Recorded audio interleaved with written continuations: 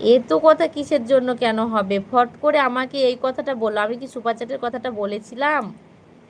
তার জন্য এই কথাটা উঠছে। তোমাকে যদি বলি যে ওই অনিমেষ একটা মেয়েকে নিয়ে পালিয়ে গেছে, যদি বলি যে অনিমেষ একটা লোককে খুন করেছে, যদি বলি কি অনিমেষ চুরি করেছে, এরকম করে যদি বলি, তাহলে তার মনটা কেমন লাগবে? সে তো চুরিও করেনি, খুনও করেনি, কোনো মেয়েকে নিয়ে পালায়নি।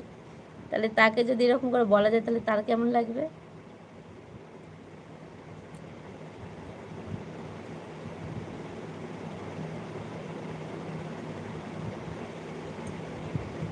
আমার আমার কাছে সত্যি কথা বলবে, আমি সেটা মেনে নেবো। আর যেদিন আমি বলবো সত্যি, সেদিন আমিও মেনে নেবো যে হ্যাঁ আমি বলেছি, আর মিথ্যে কথা বললো না।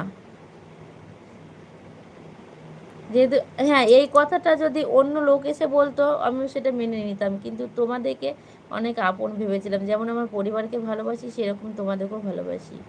তার জন্য তোমরা আপন হয়ে যদি এরকম মনে আঘাত দিয়ে কথা বলো, তাহলে তো কষ্ট হবেই। তুমি কান্না করছো কেন? ওই যে বললাম